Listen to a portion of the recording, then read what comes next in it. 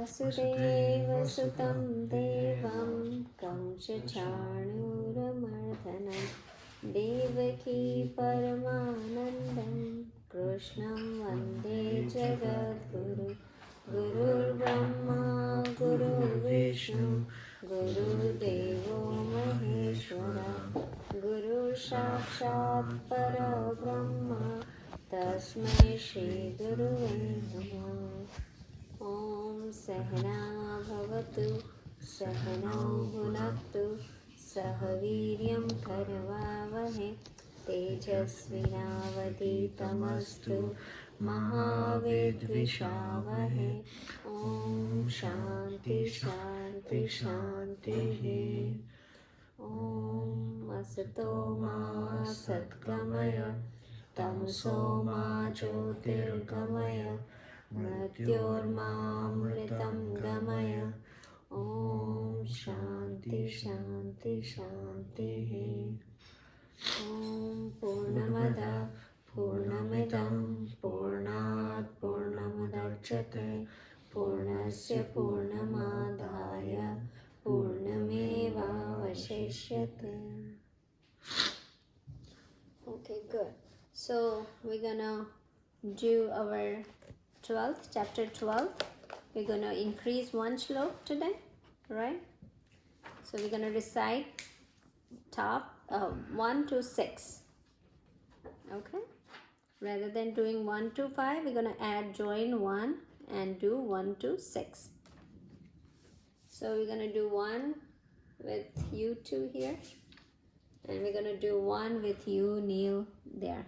Good? Okay. Let's start. Yeah. What's it? 12th chapter. Yeah, I know. 1 to 5, right? 1 to 6. 6.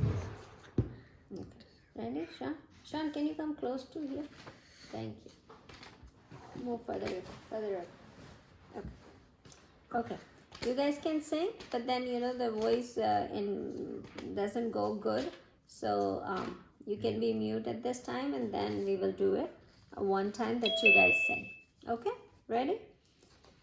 Arjuna vacha evam satatayukta ye bhaktastam paryupasate ye chapyakshara avyaktam tesham ke yoga vidtamam.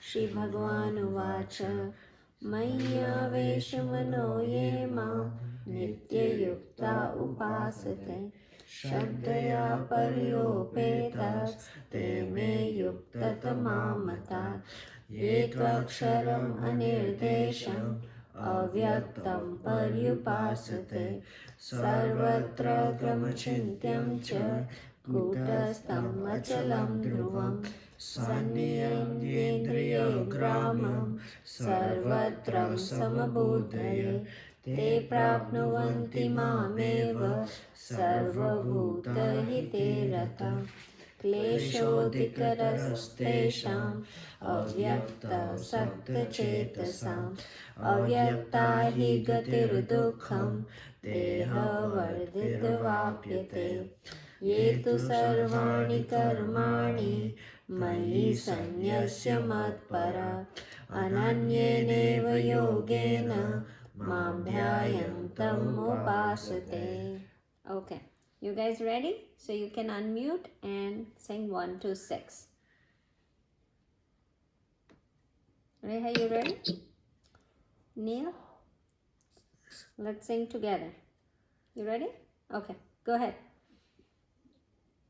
Arjuna vacha evam satatayuktaye bhaktastvam paryupasate ye chapyaksharam avyaktam tesham ke yoga vittama.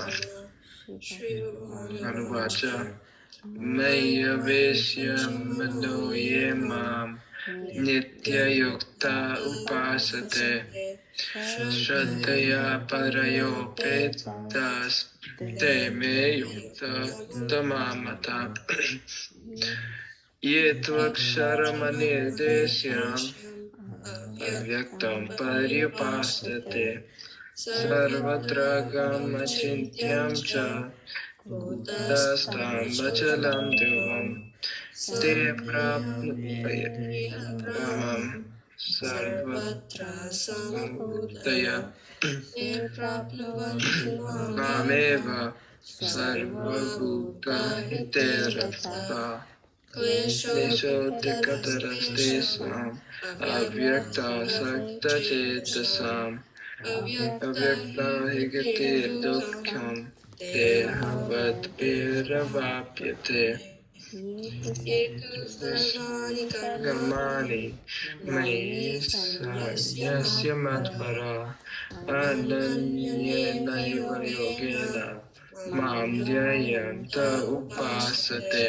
Very good, very good, very good. Okay.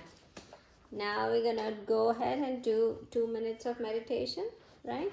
So everybody sit straight, relax but straight, and then close your eyes. And what are we gonna think is that we are strong and we are pure, and what with the God grace we can do anything and everything in this world, right? So keep your focus. If you can put God on your forehead, between your two eyes, or in your heart, just visualize that, and then keep that in mind, that we are strong.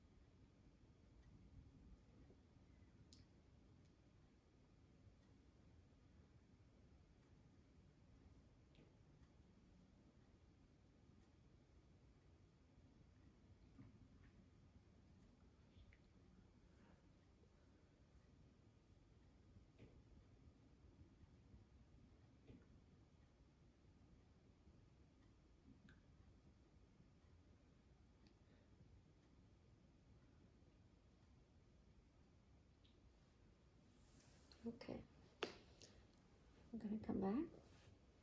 Slowly and surely open your eyes.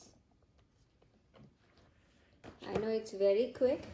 We can do it longer, but slowly, we're gonna start doing it longer and see how we can stabilize our mind, right? I was thinking that we talk a lot about, how to communicate, how many people take classes, how to do communication in social life, how we should be communicating. But we need to, understand there is a question that comes to say, how should we communicate with God, right? There is a communication between, we learn a lot about how to communicate with people, but however we think about how to communicate with God, that, I was thinking about it, and I'm like, we should learn about communication to God too. It's nothing that, when we talk about it, there are so many prayers given to us, there is puja method given to us, there is yagnas that we were talking about, there are so many things given to us to communicate with the God. But what is the right way to communicate with God, right? So sometimes people say, close your eyes, meditate, and you have a direct communication with God. Some says go to temple and worship God, and that's how you communicate, or read this shlok or read that shlok and then you can communicate, or how to do it. There was some things that I was really reading, and got me very excited to think about, how, what do we need, what do we want to, how should we communicate? Like we are talking about, oh, I need moksha, or even I need worldly thing. there is something other than what our efforts are. Like we put our efforts in, but there is also some other that's not in our control that helps us, right, to get those things, right? So I want something and I said, okay, I tried so hard to get that thing, but still I didn't get it, right? So there is something that I should not be getting it, that's why I did not get it.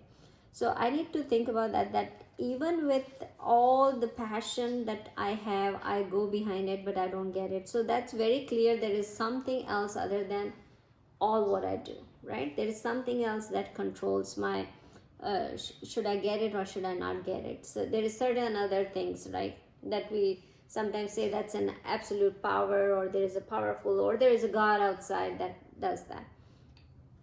Now, how to do anything that when you communicate, it's not about how you communicate to God. There should be a action placed in our mind how to communicate it, right? It doesn't matter you do prayer, you do meditation, you go in temple, you put all the prayers into it, it doesn't matter, right? What it matters is how. So it has been said that you should be, when you are communicating with a God, you should behave like a deaf and a dumb person. Deaf means you cannot listen, right? Or you cannot speak and you cannot listen, kind of that person. So when you meditate, there is certain things that you should be you should consider. You should not speak and you should not listen. Now, what does listen and speak means in this situation? The listening is the symbol of your five senses, right? So listening is the symbol of five senses, and speaking is symbol of your five motor organs. So you don't walk, so you are sitting and meditating, you are sitting, not using any of your motor activity, you are not speaking, so there is no motor activity is being used. But then five senses also, you should not listen to the five senses, means you should close your eyes, you should not disturb by the noise around you, you should not be disturbed by the touch of certain things. So a lot of things, when I'm praying and Krish and Sean comes and they say, mama, I tried not to give an answer and behave like a dumb person, just because I want them to understand that don't take my concentration away. So certain things that you should behave like a deaf and dumb person means you should not be getting away with your motor organs or your sense organ when you are praying to God, right? So when we were meditating right now, we need to think about that we should not get distracted by anything. It says that there are three things that hinders our prayer or our communication to God. One, if you have saddened somebody, like if you have effortly saddened something, if effort it happens by itself, but if you have saddened somebody, then in your prayer it comes as a hinder, it comes as an obstacle, right? So try to not sadden somebody with the with unconscious effort. Unconsciously, if somebody got saddened, then it's a different thing, but try to not make anybody sadden, then it's coming. Second thing is, he was there. Second thing is, when you have some animosity with you for others, if you are upset at somebody else, right? If you are really mad at somebody else, no matter how much you want to communicate with God, or you do puja or you do prayer, it's not gonna happen, right? Because you are so upset at that person that that anger will not let you do any prayer, right? You sit down and with the angry mind and angry face, the resentment doesn't let you do the prayer. Then the third thing is that if you have a desire that is very strong, that's going to hinder your prayer. So if your desire is like, oh, I need this so bad, I need this, if that is occupied in your mind, you cannot do the right prayer. So that is those three things. If they come in your way and they capture your mind, then it doesn't help you do the prayer well or communicate with the God, right? So what are those three things, Krish? Hold on. No, what are the three things right now I say that hinders the prayers? That hinders the prayers. Anger Anger. on someone else. Mm-hmm. And, Sadden somebody else, huh? Concentration. No. So sadden somebody else, getting upset at somebody, and Sunny, what was the third one?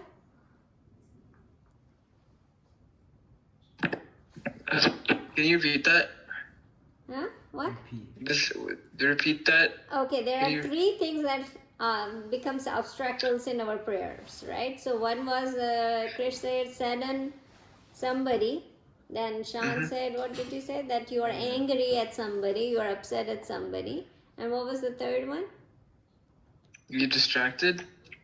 Yeah, kind of. But if you have a big, strong desire about some worldly thing, that stops you, right? So if you have a big desire of getting something, then that stops, that hinders you to do the good communication with God, right? So three things that stop us doing a good communication with God, right? First of all, it says that how should we communicate with God? Being deaf and dumb, right? When we communicate with God, so then all the worldly activities stop, all the bodily activity stops when we are communicating with God. That's the first thing. The second thing is, what should we not do? Not sad at anybody, not getting upset at anybody, and then not having a big strong desire of any worldly thing that's gonna stop or give an obstruction to our our desire. Now the last thing is that when we communicate, most of the time as a human, there will be a time when we will communicate with God by asking something. God, give me something, right? Give my family something, give my brother this, or give my mom this, or give my family this, or give me a good job and give me a good grade. So that asking will come a lot of the time when we communicate with the God. But what we need to understand, that the ask is the first step. If you're asking, it's no wrong, right? You ask, but that's going to be your first step. Having faith in God, right? That will grow the faith. So if somebody is going and asking God something, it's not wrong. Go ahead and ask, because that shows that that's going to build the faith on God. But then what happens is, we want the higher desire. We don't want to stop with these worldly things, right? So we want to make sure that we are going to the higher level. So what happened is, the next thing that comes is when we go to the next level, right? We are at the level of asking something from God for the worldly desires, right? Then we go to the next level where we don't ask for the worldly desire, right? So then it becomes like realization, God realization is that's what we are asking, right? That's the second step. But being at the first step, it's good to be at that, even be there, right? Not being there, that's another problem, right? At least we are there when we are going and asking God about worldly desire, because we live in this world, right?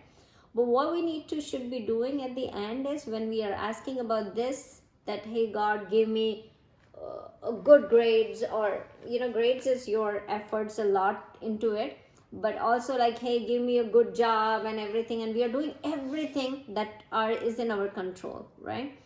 Then what happens is, then we should say God at the end, that God, whatever you keep me with, I will be happy, right? This is my ask, but if you don't give it to me, I'm not going to be upset. I'm going to be happy with you, whatever you give it. So your story should end like that. So we should not get saying that, oh, I asked God and God is not giving it to me. Probably he's not giving it to you because he might have something bigger to give it to you, or better to give it to you. What you are asking is not what you need right now, and that's not good for you. Sometimes when we ask something a lot, and then when we get it, we don't even enjoy it.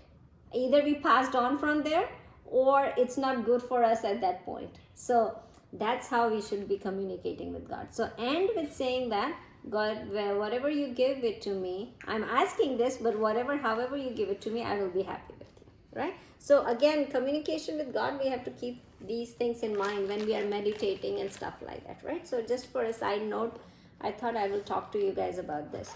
Okay, let's get back to our chapter number 4, where we are. So we were talking about yagnas, right? You remember? So anybody can tell me what is 2 things that are important in yagnas? when we were doing the ritual yagnas or all the yagnas that Krishna Bhagavan taught us so far, what are the two things that is most important in yagna? Anybody there online? I cannot even read the name who are there, so I can only see Reha and Sane, so I can only ask you guys. So do you guys know what are the two important things in yagna? You know the ritual thing that I was explaining. So last class I explained you about how many yagnas did we talk about? 3. 5? Oh, wait. 6? Oh, wait. We talk about 6, yeah. Sane? 5? Yeah, 5. 5, yeah, 5. Sane, what was the yagna that, what is the two things that are important in yagna?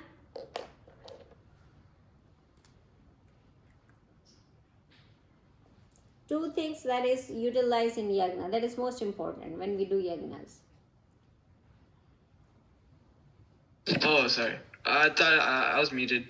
Okay. Is it like the self-realization? Yeah, but those were the kind of yagnas. But what are the basic two things that we need in yagna? I You don't don't know. remember? Okay. Anybody here? Fire and offering. So fire and offering, two things are important in yagna, right? There should be a fire and there should be something that we are offering in the fire, right? So remember that whenever we talk about yagna, we're going to talk about two things. Fire, that there should be a fire, and there should be a offering that we are offering. And then what Sane says is right, that there were different type of yagnas that we explained last week, there were 5 yagnas that we explained. So let's go revise one more time and then we will move on to the 6th one. So what was the first yagna? Who's going to tell me? The first yagna was? Brahman, yeah, that he already explained in slok number 24, Brahma Arpanam Brahma Havi, the most important yagna, right? Saying that everybody, the fire is Brahman, the person who is offering is Brahman, and the offering thing is also Brahman, right? That was the first thing when Krishna Bhagavan starts again explaining all these 12 yagnas, he starts with it, right? So everything is Brahman. That is the first yagna. What is the second yagna? Sane, what you were saying, hold on, Krishna. Sane, what you were saying was the second, so tell me now. What is Self-realization? Yeah. And God realization? Yes. So giving the lower self to the higher self, right? So the lower self is the offering and the higher self is the fire, right? So that is the second one, giving the higher self to the lower self. Make sure you guys write it down because I'm going to take a test on this. As a lot of people missing the class, so I want to see if they listen to the video or not. So next week we will do a class on a quick test on all the yagnas, right? So the second yagna is giving the lower self, which is our human self, to the higher self, which is the consciousness, right? So that's the fire and that's the offering. What is the third yagna? Krish, you want to tell? Offer senses for self-discipline. Okay. The senses are the offering and the fire is self-discipline, right? So offering all the senses into the self-discipline thing. So controlling of senses. That's the third yagna, right? So what is the fourth yagna? Reha, do you remember the fourth yagna? Yes, no, no? Okay. So the fourth yagna is, Sean, would you say that?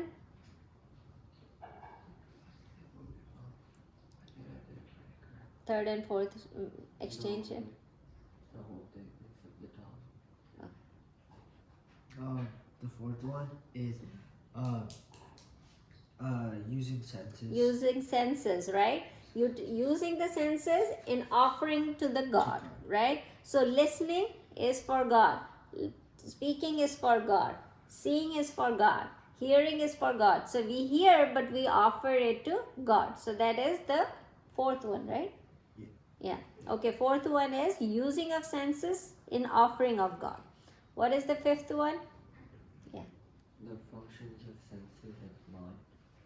Yeah. So it is the function of all the senses, and the fire is mind. So all the senses that we are using, and we are controlling to the mind. So all the control goes to the mind. Yes. Flip fire off. Right? Flip it. Fire. Okay. So that is the fifth one, right? So fourth one is at the control. Fourth and third one is at the control of the senses. The fifth one becomes a little bit higher at the control of mind. So we were talking about an example that if I don't, a cookie is laying there and I want to eat it, but I don't eat it, that's control of senses, right? But I don't desire to eat that cookie, that's the control of mind. That is the fifth yagna, right? So those are the 5 yagnas Krishna Bhagavan explained, and all these yagnas Krishna Bhagavan is saying are important, right?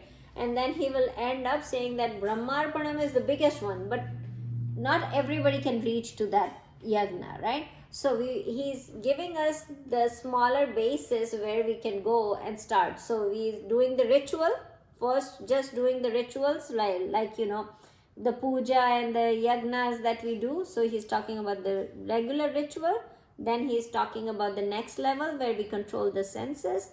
Then we utilize the senses in the utilize the senses in offering of God, then control in the mind and that senses, and now he's going to go further down, right? So these are the 5 yagna we already know. Now he's going to explain 12 of them. So 5 we did it. Now we're going to go to the 6th one. So that is shlok number 28. So let's come to shlok number 28. You guys are ready? Okay.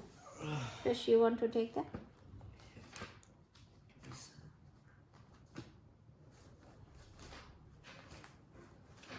28. Yeah.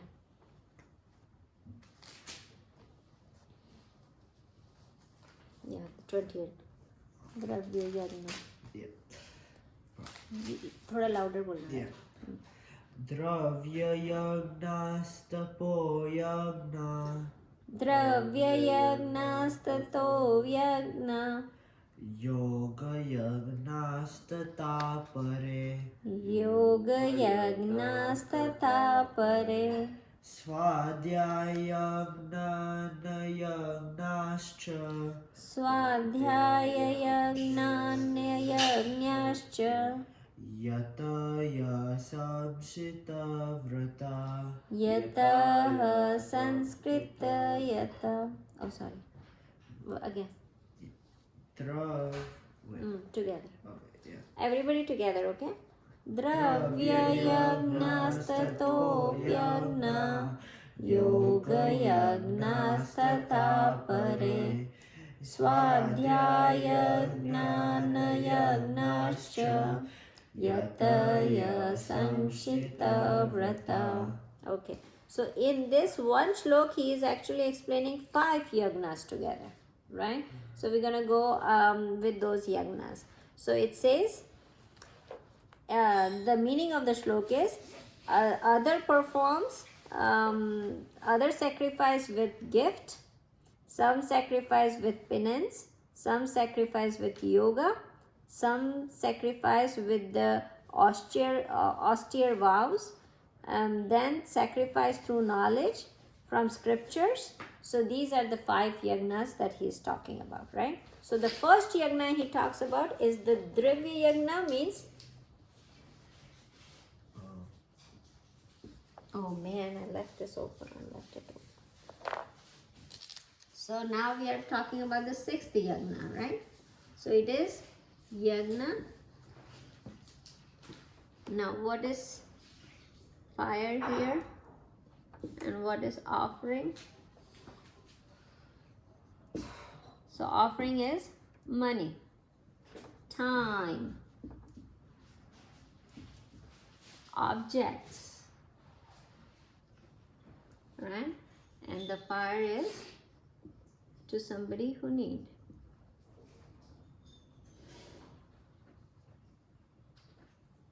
of that object. person who is in need. How about I write that?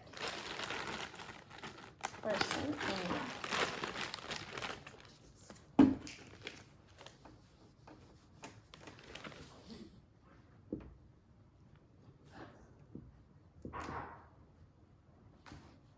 Right? So that is the, so give, right? Never look back. Swami Vivekananda says that the person who gives never looks back. No, if the person who gives and look back, what happened to that? His ocean dwindles into a drop. So if you give a big ocean to somebody, but you look back and try to praise yourself, saying, oh, I gave so much to somebody, and you know, they are, you know, I'm so good. When that happens, that whole ocean that you gave becomes like a drop, right? So never, one thing we have to always understand, when you give, never, you know, in Hindi there's a kahavat, give by right hand, left hand should never know about it. So even your body should not know about that you gave. One hand gives and the second hand should not even know about it, right? So that's how the giving is that. Now another thing you can say, that what is the difference between the charity and donations that you do and God's work, right? Charity and donation you do, you are not offering it to God. Whenever you do anything that is offering to God, then what happens is that becomes the yagna. If you just do it for charity and just do it money to somebody and you are not offering that to God, then it becomes a it becomes a charity. But when you do it, it becomes worship of God, right? So you know how it is that people who give the money or anything, any object, anything, they give it like this, right? And the other one who takes it, he takes it like this, right? He tells that give it to me, and you give money or anything. So the person who gives has an upper hand and the person who is taking is a lower hand. It's the way of offering to God, it always should be opposite. The person who is giving should give like this, and the person who is taking it should take like this, right? So what happened in this case? When you give like this, your ego goes away.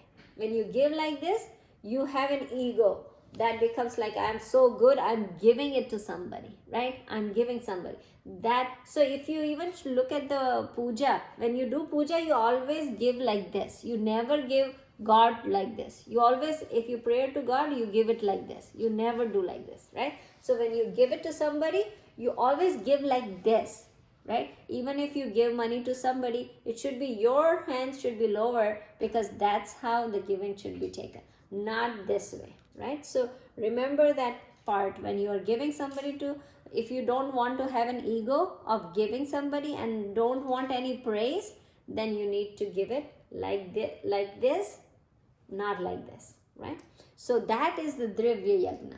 Now remember, all these yagna, we are talking about that, oh, you know, it could be the yagna are people who are monk, they do it, we don't do it.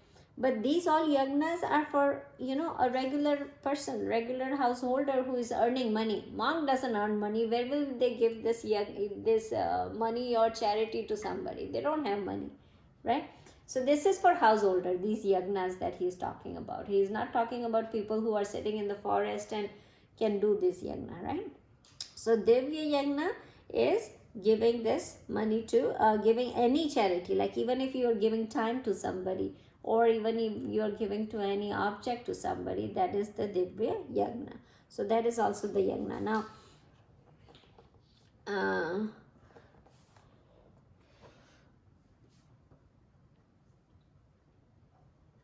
there is a saying that, you know, there is a saying, there are two kind of mentality. It's not about having money or not having money. There is a mentality, there is a poverty mentality and there is a prosperity mentality, right? Poverty mentality is like, even though you have money, you will say, oh, I don't have money, what will I do, right? I cannot give it to anybody, I don't have money. That's a poverty mentality. Even you are rich, you have a poverty mentality, right? And if you have a prosperity mentality, what happens is it comes and it goes to the hands who need it. right? It doesn't accumulate. You don't accumulate everything in you. So the money comes, but then you recycle it to give it to somebody who needs it, and then circulate the money, right? So have the prosperity mentality rather than having a poverty mentality, right?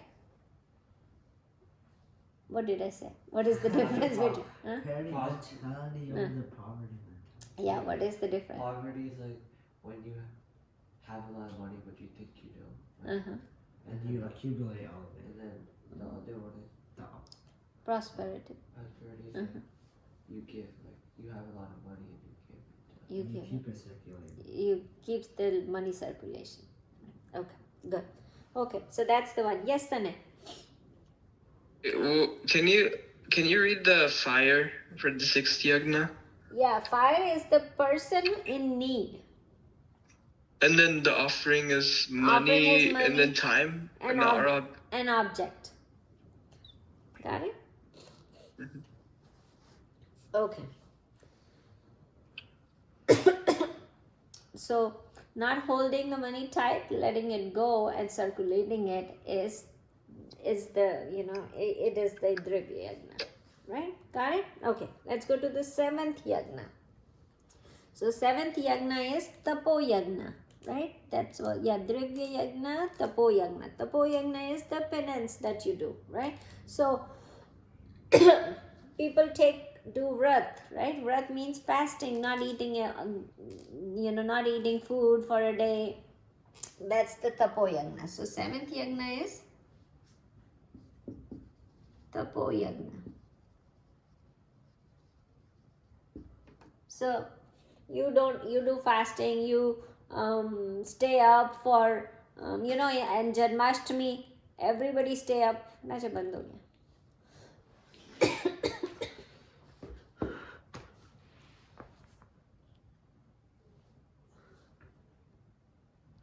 Oh shoot.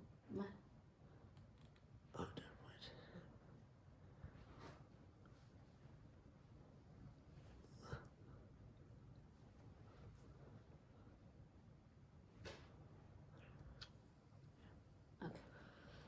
Okay, so then what happened is Tapo Yagna. Okay, so it is the vows we take for anything like fasting every Monday or Tuesday or Wednesday, or not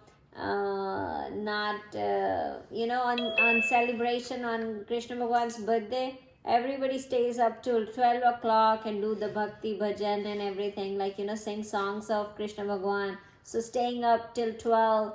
In Shivratri, a lot of people stay up all night and sing God's, worship God and all those things. So those things comes in Tapo Yagna, right? People go to a spiritual places like a temple without wearing shoes, that we're gonna just wear bare feet. We will go up the mountain, or we're not gonna drink any water and go up the mountain. So those ones come in Tapo Yagna, right? So what are they offering here? Offering is their whatever the worldly activity, motor activity, or physical activity, those ones they surrender it, right? So offering is their vows and offering it to, again, this is offering to God, right? So the fire is the God. So offering it to God, or so what's happening here is they are offering these fasting or anything that to God. And now in this, what happens is their desires are there, but then they are keeping their desire in control and doing the things, right? So that's the Tapo Yagna. Now it comes yoga. Now it comes Yoga Yagna. So eighth one is yoga. Yoga means the kind of yoga that we discuss, right? The yoga means going and doing yoga, right? So it's not the Karma Yoga or some, it's the yoga that we know, Patanjali Yoga and all those yogas that we know. That's the Hatha Yoga. That's what he's talking about. So when you go in yoga, you know, sit on an asana, means having sitting on sitting down, then breathing properly, having the breath control, then mind and everything you get into the control, then you do focus the mind, then concentrate, and then you go into samadhi. So that Patanjali yoga that you do, that's the yagna that he's talking about, right? So physically and mentally control. So the offering is physical and mental control, and then it is again to the nature. So physical mental control is the offering.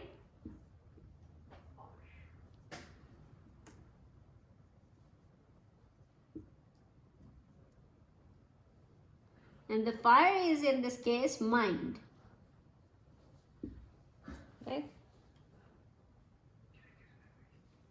What eraser? I don't think so. I have an eraser. It has it later. So then that's the offering, right? So that's the kind of 8th yoga, right? That's a physical yoga that we go in yoga classes and do the yoga. So that is again a kind of yagna. Physical / mental control. Right? So that's the one. Now this 9th one is Swadhyaya.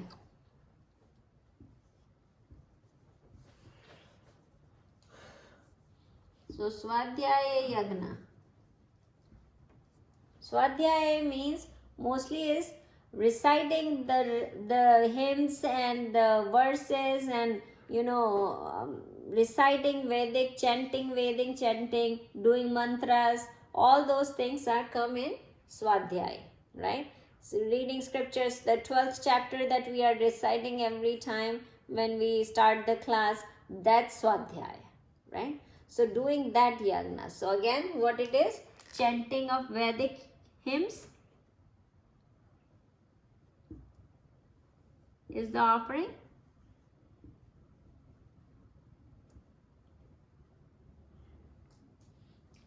Chanting of Vedic hymns is the offering, and we are offering this to God. Right? The fire is God. So that's the yoga number, that's the yagna number 9th, right? You got it? So again, you know, it's not that just before it was reading the scriptures and everything, but chanting is mostly done these days. Chanting and the shloks that we read and we sing, all those, you know, bhajan that we sing in the God for God in the temple and stuff like that, that comes in Swadhyaya Yagna, right? Then the 10th one. The 10th one is Jnana Yagna, right? So what we are doing right now, that's Jnana Yagna. Consistently studying some spiritual scriptures, that is Jnana Yagna, right? So 10th one is Jnana Yagna. So studying. It is not like studying once a month, like one day, someday, and not doing it. So consistently studying something, that is Jnana Yagna. Studying of scriptures. And again, we are offering this to God, right? Or in this case, we can say self-realization also. Fire is self-realization. Let me put the right thing. Self-realization.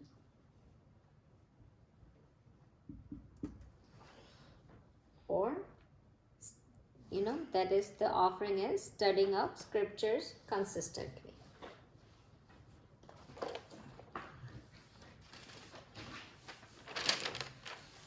So that is the 5 yagnas. Okay, any questions on these 5 ones? No, we got it? Okay, let's go to the next shlok. Shlok number 29. Who wants to read? Anybody ready to read there online? Anybody volunteering? Okay. Sean, you want to read it? Apane juvati pranam. Apne juhti pranam. Prane panam tata pare. Prane panam tatha pare. Pranapana gati rudva. Pranapana gati rudva. Pranayama parayana. Pranayama parayana. All together. So slok number 29, guys, okay? Apane juhti pranam. Prane panam tatha pare. Pranapana gati rudva. Pranayama parayana. Okay, so in this you hear a lot of time words prana. Prana means, if you roughly translate it, it becomes breathing, but it's not breathing, it's life, right? Prana means life. So what is in this case? Krishna Bhagavan is explaining another yagna, that is now the 11th yagna.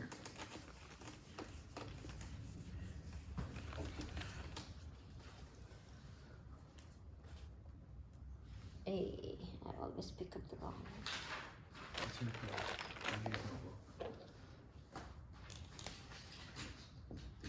Pranayam. He is talking about pranayam. So it's a pranayagna. So what he is saying, other yogis offer the act of exhalation and inhalation of breathing. That's the pranayam. So pranayam yagna. So fire is our body and mind, and offering is breathing.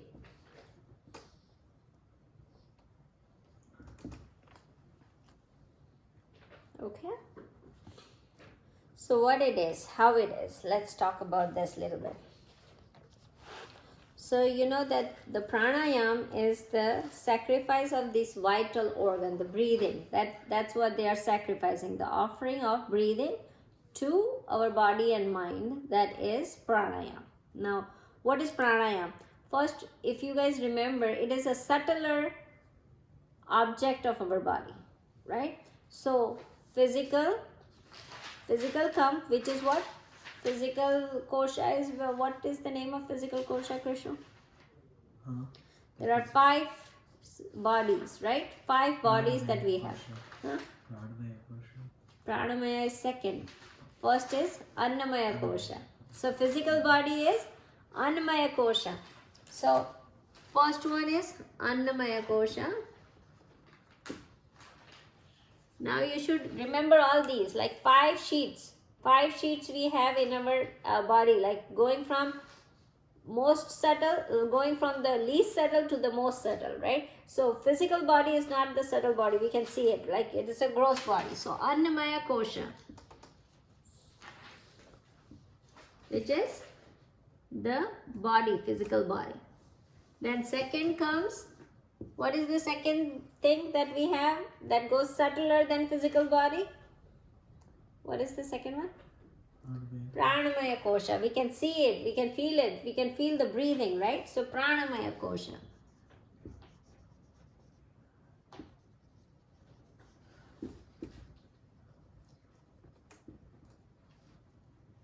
Which is breathing.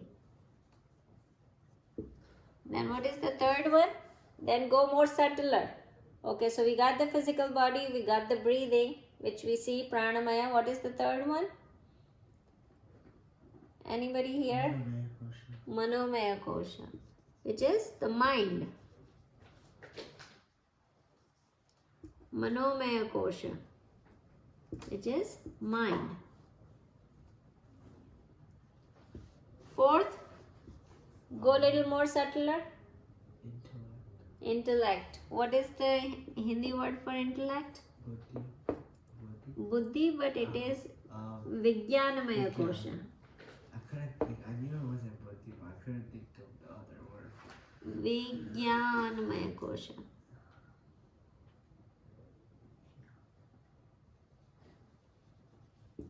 Vijnanamaya Kosha, which is intellect, right? Then going more subtler, what is it? I know it's bliss. Bliss, yeah. This one is bliss means Anandamaya Kosha. So the last one is Anandamaya Kosha, which is the bliss.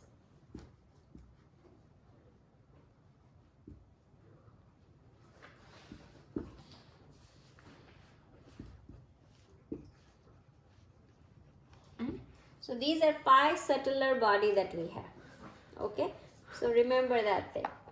Now, if you look at it, you see that Annamaya Kosha and mind come Manomaya Kosha. In the middle, in between Annamaya Kosha means body and mind, there is a Pranamaya Kosha, which is breathing, right? So people say, oh, I meditate, I sit down, I meditate, but I cannot control my mind, right? Even Arjun, when Krishna Bhagavan later on will explain all the meditation process and everything in this chapter 6, Arjun will complain again that I cannot do it, so hard. I cannot control my mind. I can control my physical body, but how can I control my mind, which is the third one? So what it is, if you look at this 5 sheets that we have, you can control your body by sitting and everything. But when you close your eyes, can you stop your thought process? It's very hard, right? Thoughts will come and keep coming, right? You cannot control it. But if you look at your mind and body, the middle part comes as breathing. So breathing has a direct connection with the mind, right? It comes in the middle of this. So if your mind is not settled, there is something that we have to work on, is the breathing. That's the Pranamaya Kosha. So Pranayam is the one that controls the breathing. So Pranamaya Kosha is helping. Pranayam controls the breathing, helps in controlling the mind, because it's direct related to it, right? So what happens is, think about this, when you are restless, right? Your mind is restless, you have a lot of thoughts coming. What happens to your breathing? It's short, it's very uneven breathing happens, right? When you are calm and relaxed, your breathing is also deep and relaxed and it's even, right? When you are very excited, your breathing is very fast, right? So it's directly related. Mind is directly connected to your breathing, right? So if you are very restless and you want to control your mind, your breathing is very fast because you are very restless, right? Uneven. So if you want to calm your mind down, what happens is, if you start breathing evenly and slowly, then what's going to happen is your mind get calm too, right? So to control your mind, you have to control your breathing, because there is a very direct connection to it. That's why people say that, whenever you want to sit in meditation, don't directly jump on meditation. Like what we do in the class is we directly jump in meditation, right? Which is not the right way. First you control your breathing and then sit in the meditation, then you will get a good control on mind also, because they both are very much connected, right? So I'm not very much knowledgeable in meditation, but I will tell you how the pranayam is done, right? To control the breathing. So what happens is, pranayam has three steps, 3 stages, right? One is inhalation, one is retention, and one is exhalation, which is Purak, Kambak, and Rekbak, right? So these are 3 ones that you have to control, that exhalation, retention, and inhalation, right? So how you do it? You take your middle finger and the third finger, and you take your thumb, right? So with the thumb, with your middle finger and this thing, you press your left. So with the right hand, you press your left and close your nostril, and you keep your right nostril open, you close your left nostril, right? You did that? So everybody do it with me so you can have the feeling, right? So with these two fingers, we close the left nostril and we keep our thumb floating. And then what we do is, remember the ratio, right? The ratio should be 4, 16 and 8. And I will tell you what is the ratio for, right? Inhalation 4, retention 16, and then exhalation 8, right? So that's how you should be doing. So when you inhale with your right nostril, you leave the right nostril open, you inhale, you count 4, right? You say, you can count mentally, you don't have to count loud, but you say om, om, om, om 4 times, and you take the breathing inside. So count 4, breathe inside. Then close with your thumb, then close and retention comes, right? Now 16 times, right? So 16 times, you're going to count O, O, O, O, O, O, O, O, O, O, O, O, O, O, O, O, O, right? 16 times. And then you open your left nostril and keep pressing your right. You are not opening the right one, right? And then you count 8. So exhaling the air out and then count 8 while exhaling, right? Repeat the process again, right? Same way. And then you do it the other nostril, right? So you do the next nostril on that one.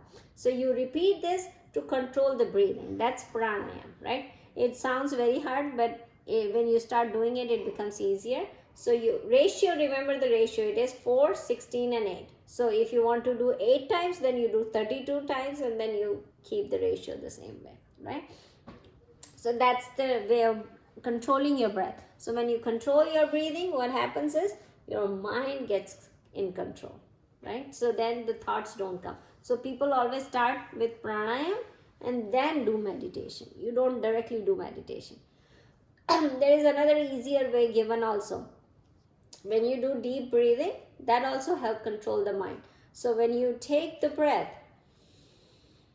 deep breath in, do one more time little that's remaining to fill all the places in the lung, and then exhale out, and then exhale one more time. So, and then do that 5, 6 times. So do a breathing.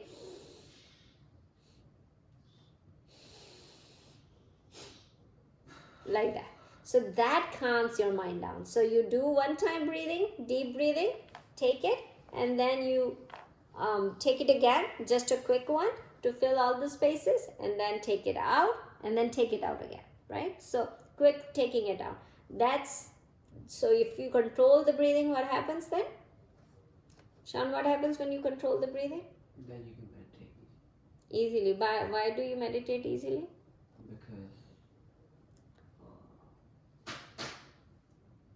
Because what?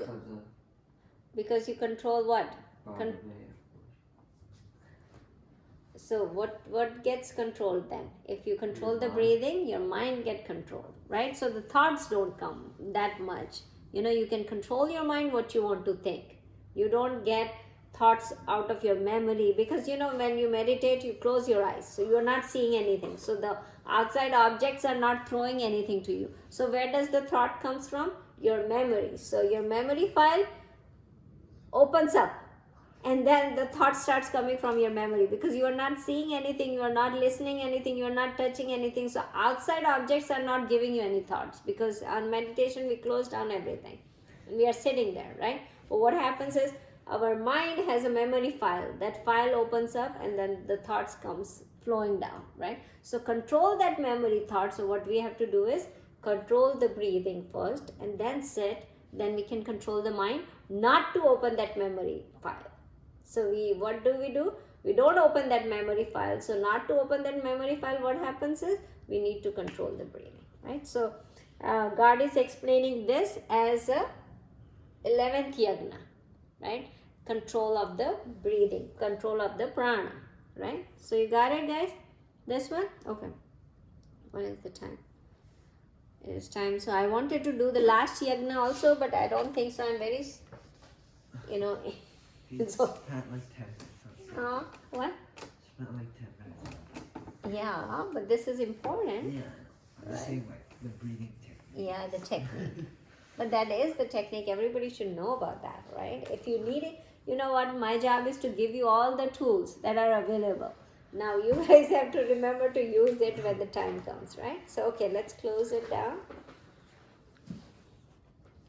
Vasudeva Sutam Devam Kamsachanuramardanam Devaki Paramanandam Krishnam Vande Jagadguru Gurur Brahma Gurur Vishnu Gurur Devo Maheshwara Guru Sakshat Parabrahma Tasmai Shri Guruve Namah. Krishna Arpanamastu. Okay, guys, thank you for coming.